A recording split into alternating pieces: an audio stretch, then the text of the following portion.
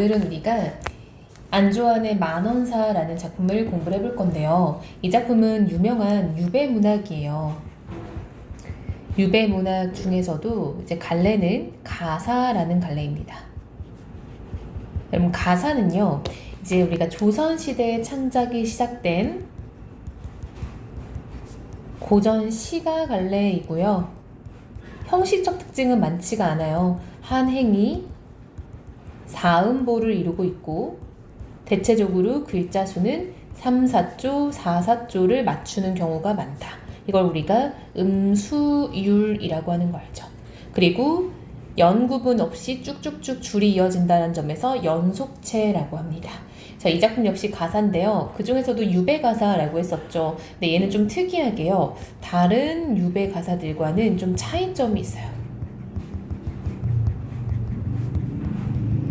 자, 이전에 이제 여러분 유배 가사들 중에 유명한 것들이 뭐 정철의 삼위인곡, 그리고 삼위인곡의 속편인 송미인곡, 그리고 이것들의 어떤 원조격인 조이의 만분가, 이런 작품들은요, 대체적으로 이제 조금 지체가 높은 양반 사대부의 유배를 다루고 있는 경우가 많아요.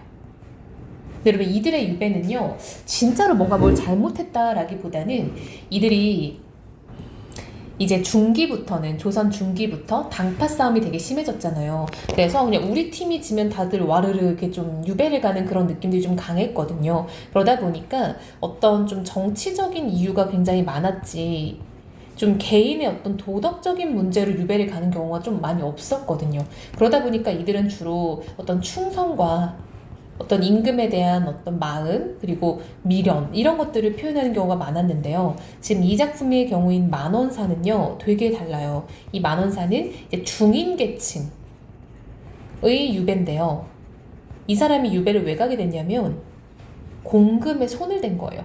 그래서 공금 횡령의 죄로 유배를 가게 됩니다. 그러다 보니까 뭐 떳떳하지가 않죠. 본인이 진짜 잘못했으니까. 그래서 가서 되게 막 힘들어해요. 그래서 본인의 어떤 유배의 삶을 사실적으로 묘사하고 고통을 좀 힘들게 이제 호소하는 그런 내용이 보통 만원사의 내용이다라고 보면 좋을 것 같습니다. 그래서 이 만원사도 되게 그 많은 말이란 뜻이에요. 그래서 말이 참 많아요. 근데 여기 한간에 이제 썰이 있어요. 이제 이 사람이 이걸 쓴 다음에 이제 되게 유행하게 된 거죠. 이 작품이 막 널리 퍼져서 임금도 읽고 궁궐 사람들도 읽었는데 너무 심금을 울릴 정도로 작품이 약간 좀 느낌이 있어서 이 사람이 풀려났다, 이런 썰도 있거든요. 좀 믿을 수 있을지 모르겠지만, 그래서 그만큼 이제 사실적으로 자신의 힘듦을 호소하고 있다라는 거 알면 좋을 것 같습니다. 자, 그럼 여러분 우리 전반적으로 한번 친구들도 읽어봤으면 좋겠고요. 읽고 나서는 쌤하고 한번 같이 해석을 해보도록 합시다.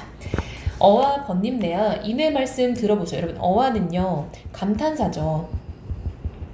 얘는 이제 영탄법입니다. 이제 시작을 하는 거죠. 이렇게 좀 주의를 끄면서. 번님내야 불렀죠. 그러면 얘는 여러분들아, 이런 느낌입니다. 내 말 좀 들어봐라. 인생 천지간 그 안이 느껴온가. 그럼 느껴온다는 건요, 약간 사무치게 느껴진다, 막 이런 말인 거거든요. 그러니까 그렇지 아니한가? 라고 서리법을 표현하고 있는 거죠. 그러니까 내가 너무 사무치지 않겠냐, 이런 말인 거예요. 그러니까 사무친다, 이런 말이죠. 평생을 다 살아도 다만지 기껏 100년이다. 그쵸, 여러분? 사람이 오래 살면 100살 정도 될 거예요. 하물며 100년이 반드이라는 건 여러분, 반드시, 이런 느낌이야. 반드시 그렇게 되기도 어려우니, 이런 말이야. 그러니까 100살 사는 것도 어렵죠. 백구지가극이요 창해지 일속이라. 여러분, 이 백구지가극이라는 말은요, 흰말이 이제 문틈을 달려 지나간다 라는 말인데요. 그러니까 뭐 중요하게 알아야 될 말은 아니에요. 그만큼 시간이 매우 빠르다 라는 걸 표현하기 위해서 그러는 거예요. 말이 막 달려가는 것처럼. 창해지 일속이라는 말은요, 이제 그냥 이 넓은 바다에 하나의 어떤 좁쌀, 이런 말입니다. 그래서 넓은 바닷속 좁쌀이라는 건요, 되게 티끌 같은 존재, 보잘것없는 존재, 이런 말이에요. 그래서 주로 인간을 표현할 때 많이 쓰는 겁니다. 영녀 건곤에 지나는 손이라다. 영녀라는 건요, 이제 더덥고 허무한, 이런 말이에요. 더덥고 허무한 건고는 세상이죠. 하늘과 땅이니까 세상을 지나는 손님이다. 그쵸 여러분? 사람은요 세상에 태어나면은 다시 이렇게 떠나게 되잖아요. 죽어서. 빌리온 인생이 꿈의 몸 가지고서 남아가 하올 일을 평생을 다하여도 풀끝의 이슬이라 오히려 더덥거늘. 풀끝의 이슬은요 결국 말라서 사라지게 되잖아요. 그래서 보통은 약간 허무하다 이런 걸 표현할 때 많이 씁니다. 어와 내일이야 여러분. 감탄사 찍혀 있고요. 느낌표 찍혀 있고요. 여기는 완전 영탄법으로 감정이 막 터져 나오는 구간이다 라는 거 알 수 있겠죠. 광음 세월이죠. 시간입니다. 세월을 헤아려 보니 반생이 차 못돼요. 여러분 100년의 반생이면 50년이죠. 50년이 채 못돼요. 54를 말하는 거야. 66에 둘이 없네요. 여러분 66은 이렇게 해서 우리 고전시가에서는 곱하기를 해줘야 돼요. 66, 36에서 둘이 없다라고 했으니까 얘는 지금 34살입니다. 본인은 34살이에요. 이왕일 생각하고 이왕은 과거, 지금 현재의 일을 헤아려 보니 번복도 측량 없다. 승침도 하도할샤. 여러분 승침이라는 건요 인생의 약간 굴곡이라고 생각하면 돼요. 인생의 어떤 잘됨 그리고 인생의 어떤 못됨 이런 말이에요. 그러니까 잘 풀리고 못 풀리고 어떤 굴곡이죠. 굴곡이 하다 여러분 많다라는 뜻인 거 알죠? 자 많기도 많구나 이렇게 속해줘야겠죠? 따라서 이 부분도 영탄법이라고 할 수 있겠죠. 인생의 굴곡이 많기도 많구나. 남대대 그런가? 남들도 그러한가? 나 혼자 이러한가? 라고 해서 아니 남들도 이렇게 인생이 안 풀려? 이런 느낌인 거죠. 대꾸법이네요. 아무리 내일이라 내 역시 내 모른다. 그쵸? 아무리 내일이어도 나는 몰라요. 장우단탄 절로 날려. 장우단탄이라는 건요. 긴 한숨. 단은 짧습니다. 짧은 탄식 이런 말이에요. 긴 한숨과 짧은 탄식이 절로 나니 도중삼감이라는 거는 섬도자예요. 섬 속에서의 어떤 상감이라는 거는 좀 상심한 마음 이런 말이에요. 뿐이로다. 왜냐면 이 섬은요 바로 나의 유배지이거든요. 아깝다 내일이야. 애달다 내일이야. 여러분 화자의 어떤 정서를 직접적으로 표현하고 있죠. 애달프대요. 그러니까 본인이 이렇게 지금 유배에 와 있는 게 애달다라는 거죠. 평생 일심 원하기를 충효 겸전하다. 그러니까 내가 평생 하나의 마음을 원하는 게 충성과 효도를 하며 사는 거였다는 거야. 근데 한 번 일을 그릇 잘못하고 여러분 뭘 잘못했어요? 횡령했다 했죠? 불충불효 다 되겠다. 그쵸? 임금에게 충성 못하고 부모한테 효도를 못하게 됐죠. 내가 횡령해서 유배를 왔으니까요. 회서자의 막급이라. 여러분 회서자의 막급이라는 건 이제 이 사람이 자신의 처지가 이렇게 됐으니 뉘우친들 무엇하겠냐 라는 서리법입니다. 등잔불 치는 나비. 저 죽을 줄 알았으면 어디서 식록지시니 죄짓자 하랴마는. 여러분 이게 무슨 말이냐면요 등잔불을 치는 저 나비가요 죽을 줄 알았으면 이런 나쁜 짓을 했겠냐, 그러니까 그런 위험한 짓을 했겠냐 이런 말이에요. 한마디로 나비가 등잔불에 달려들어 본인이 죽을 것을 알았다면 안 했을 거다 이런 말인 거예요. 근데 나비는 모르고 달려들어서 죽게 된 거다. 그러니까 식록지신도 여러분 녹봉을 받는 신하예요. 한마디로 이제 본인 화자를 일컫는 말입니다. 녹봉을 받는 신하인 화자가 내가 죄짓자 하랴만 이 말이면은 내가 이렇게 나비처럼 내 운명이 결정된 줄 알았다면 내가 죄를 지었겠냐 이런 말이에요. 그러니까 전혀 뉘우치지 못하는 것 같아요. 그쵸?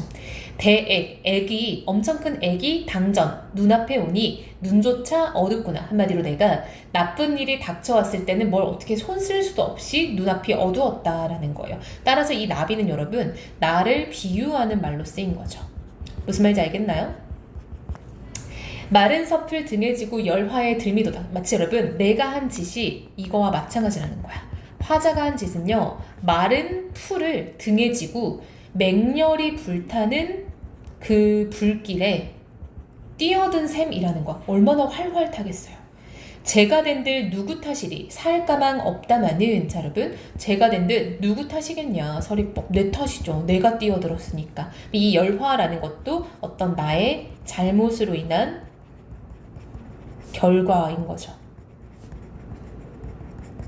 일명을 꾸여서, 그쵸? 내 목숨을 꾸어줘. 해도, 여기가 이제 바다의 섬인데 유배지를 뜻하는 거죠.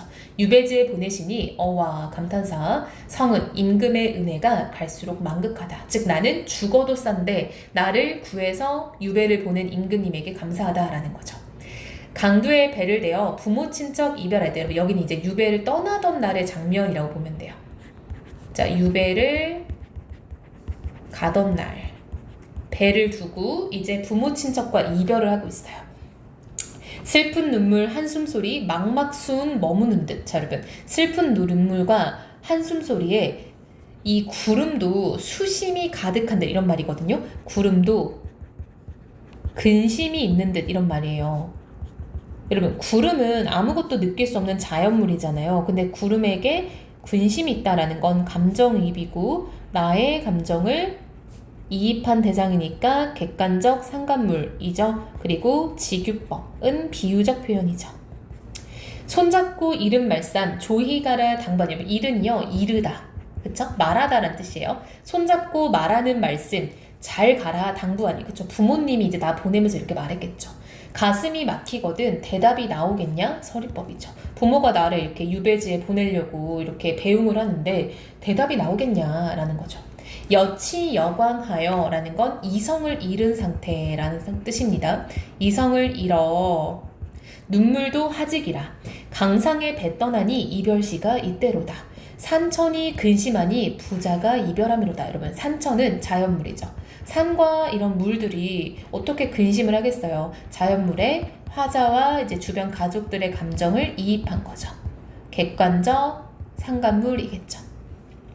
요도일성에 흐르는 배의 살 같으니, 여러분 요도일성은 이제 노 젓는 소리라고 생각하면 됩니다. 노 젓는 소리에 흐르는 배가 살 같으니까 화살 같다 이런 말이겠죠. 그래서 매우 빠르니 일대장강이 어느덧 가로서라. 그러니까 강이 어느덧 그 가운데 있게 됐대요. 풍편, 바람편에 우는 소리가 긴 강을 건너오네. 행인도 낙루, 눈물을 흘리니 내 가슴이 미어진다. 호부일성 없더지니 애고 소리뿐이로다. 그래서 이제 가족들이 나를 유배를 보내면서 슬퍼하는 장면이 나왔어요. 자, 이제 유배지에 도착했나 봅니다. 눈물로 밤을 새워 아침에 아침밥을 드니, 조반이 아침밥. 덜 쓰른 보리밥에 무장덩이 한 종자라. 저는 되게 소박한 밥상을 받게 된 거죠. 이제 유배지에 왔기 때문에 조촐한, 그쵸? 한술 떠서 보고 큰 덩이 내어놓고 그도 저도 아주 없어 굶을 적이 간간히. 여러분 근데 그마저도 먹을 수 없어서 굶을 때가 많대요. 여름날 긴긴 날에 배고파 어려워라. 근데 의복을 돌아보니 한숨이 절로 난다. 그러니까 먹는 것도 되게 힘들다는 거야. 여러분 지금 이 부분은요, 내가 유배지에 와서 먹는 게 참 얼마나 힘든 줄 아냐 라는 얘기를 하는 거죠. 그래서 이 부분은 약간 식의 어려움을 얘기를 하는 거죠. 먹는 것. 자, 이번에 이제 옷 얘기를 시작했습니다. 남방 염천, 이 남쪽의 뜨거운 날씨에 찌는 날에 빨지 못한 누비 바지, 솜을 누벼서 입은 바지니까 얼마나 덥겠어요. 땀이 배고 땀이 올라 굴뚝 막은 덕석인가 싶대요. 멍석인데요. 굴뚝을 막으면 굴뚝엔 연기가 까맣으니까 이제 옷도 까매질 거 아니에요. 그쵸? 멍석도. 그래서 내 옷이 매우 까맣다라는 얘기를 하고 있는 거예요. 막 때가 꼬질꼬질하다는 거죠. 덥고 검기 다발하고 냄새를 어찌하랴. 아, 여러분 더운 것도 그렇고 뭐 검은 것도 그렇다 치는데 냄새가 진짜 노답이다 라는 거죠. 어와 내일이야 가련이도 되었구나. 그쵸? 내 삶이 참 불쌍히도 됐다 라는 거죠. 손잡고 반기난 집 내 안이 가옵더니. 자, 여러분 옛날에는요 내가 나를 손잡고 반겨주는 집이 되게 많은데 거기도 안 갔대요. 왜냐하면 나는 그때 잘 나가던 때니까요. 잘 나가던 과거를 지금 회상하는 거죠. 이 사람이 중인 계층에도 돈이 꽤 많았대요. 근데 왜 또 그렇게 횡령을 했을까요? 그래서 이 사람을 찾아주는 사람이 되게 많았다는 거예요. 자, 여러분 이 부분은 지금 이제 옷에 대한 어려움을 얘기하는 거죠. 의 어려움 이렇게 할까요? 자, 이제는 등 밀어 내치는 집에 구차히 빌어있대요. 이건 지금 현재의 모습인 거죠. 그래서 지금 과거와 현재가 대조적으로 제시됨으로써 초라한 화자가 부각되는 거죠. 옛날엔 잘 나갔는데, 그쵸? 옥식 진차는 어디 가고 맥반염장 대하오며. 그쵸 여러분? 과거에 잘 나갈 때는 옥식 진찬, 즉 아주 맛있는 진수성찬을 먹었는데요. 지금은 맥반염장이라는 거는 이제 그냥 보리밥에 소금에 간장에 밥을 먹고 있다라는 거예요. 그래서 지금 쌤이 지금 파란색으로 치는 부분은 현재 부분이고요. 빨간색은 과거다라는 거 알 수 있겠죠. 금이화복은 어디 가고. 여러분 이번에는 이제 비단으로 지은 예쁜 옷들을 말하는 거죠. 그렇게 사치스러운 옷들은 어디 가고, 현순백결이라고 해서 지금의 옷은 매우 형편이 없다라고 해서 과거와 현재를 계속 이제 비교하고 있다라는 거죠. 이 현순백결이라는 것도 이제 옷이 막 헤어져서 다 구멍이 나 있다 이런 거예요. 그래서 뭐 구멍이 나고, 백결이라는 거는 뭐 100번 기워 입은 이런 느낌인 거예요. 그러니까 막 구멍 나면 다 꼬매 입었다라는 거죠. 그래서 이 부분 지금 과거와 현재를 대조시키고 있습니다. 이 몸이 살았는가? 죽어서 귀신인가? 그러니까 내가 살아는 있나? 내가 지금 귀신인 건가? 뭐 이런 생각이 든대요. 말하니 살았으나 모양은 귀신이다. 그죠? 내가 말할 수 있는 걸 보니까 살아있는 건 맞는데 귀신이나 다름이 없다는 거죠. 한숨 끝에 눈물 나고 눈물 끝에 한숨이라 라고 해서 여러분 대꾸법이 지금 쓰였죠. 도로 생각하니 어이없어 웃음이 난다. 이 모양 무슨 일고 미친 사람 되었구나. 어와 보리가을 되었는가 전산 후산의 황금빛으로다. 여러분 이제는 계절적 배경이 가을인가 봐요. 그쵸? 그래서 지금 앞산과 뒷산의 황금빛, 자 되게 풍요로운 느낌이 들죠. 남풍은 때때 불어 보리 물결 치는구나. 지게를 벗어놓고 전간에 구밀면서 한가히 비는 농부. 묻노라 저 농부야. 자, 여러분 농부를 불렀어요. 자, 농부야 나 물어볼 거 있어 라고 물어보는 겁니다. 밥 위에 보리술은 몇 그릇 먹었냐? 라고 지금 여러분 화자가 농부에게 물어보는 장면인 거죠. 청풍에 취한 얼굴 깨언들 무엇하리. 연년이 풍년드니 해마다 보리 비어 마당에 두드려서 방아에 쓸어내어 일부는 밥사라고 일부는 술사라여 밥 먹어 배부르고 술 먹어 취한 후에 한포 고복하여 격양가를 부르니. 한포 고복은 매우 배불러 이런 말이에요. 배가 불러서 격양간. 여러분 이 시대가 너무 살기 좋다라는 어떤 태평성대의 노래예요. 그래서 농부는 지금 여러분 봐 이겁니다. 자, 연년이 풍년이 되니까 매번 보리를 비워서 밥으로도 해먹고 술로도 해먹고 난 배부르고 그 취해서 이제 노래도 부르고 이러고 있다는 거죠. 농부의 저런 흥미 이런 줄 알았다면 공명을 탐지 말고 농사를 힘쓸 것을 백운이 즐거운 줄 청운이 알았으면 탐화봉접이 그물에 걸렸으랴. 자, 여러분 이게 무슨 말이냐면요. 농부로 사는 것도 저렇게 즐거운 줄 알았으면 내가 그리고 명예 이런 것들을 탐하지 않고 농사를 힘썼을 텐데 후회하는 거죠. 백운이 즐거운 줄 청운이 알았으면. 여러분 백운 즉 농부의 삶이 즐거운 줄 청운 맥락상 화자겠죠.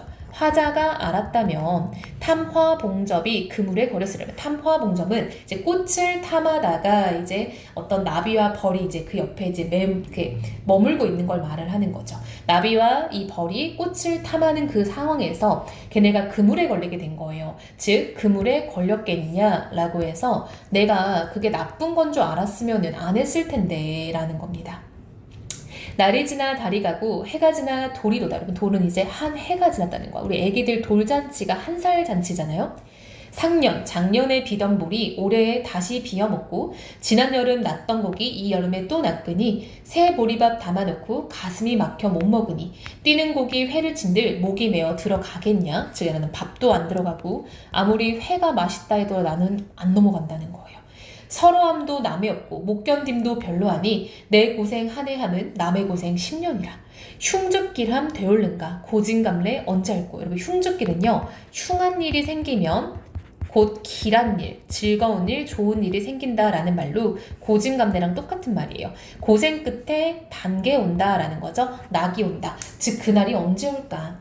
하나님께 비나이다. 서른원정 비나이다. 여러분 여기서 하나님은요 말 그대로 하나님이라고 해석을 하기도 하는데요. 맥락상 임금님께 비는 거니까 임금님이라고도 해석이 됩니다.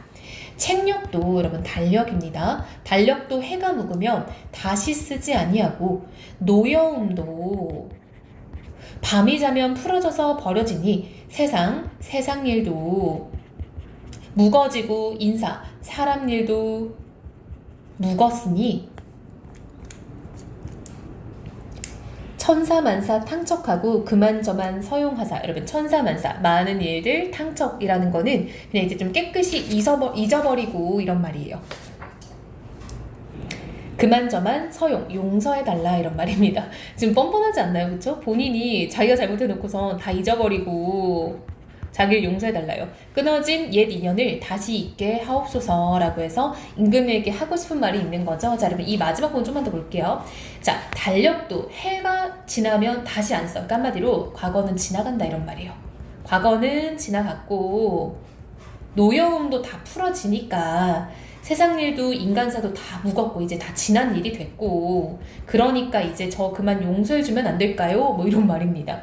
뻔뻔하죠. 자기가 잘못해놓고. 자, 여러분 이 작품은요 아까 쌤이 말한 것처럼 중인 계급의 어떤 유배문학이니까 우리 친구들도 이전의 유배문학과는 좀 다르다라는 것들을 중점을 두고 공부를 하면 좋을 것 같고요. 그랬을 때 다른 이제 유배문학들과 좀 비교해서 문제 나올 수 있어요. 근데 이 다른 유배문학들도 다 어렵거든요. 그래서 그런 것들은 좀 유의해서 공부를 하고 난 정말 100점이 목표다라고 하면 당연히 외부 지문에 대한 대비도 필요하다라고 생각을 합니다. 자, 다시 한번 읽으면서 정리해보고 모르는 부분은 없는지 한번 체크를 꼭 해보세요.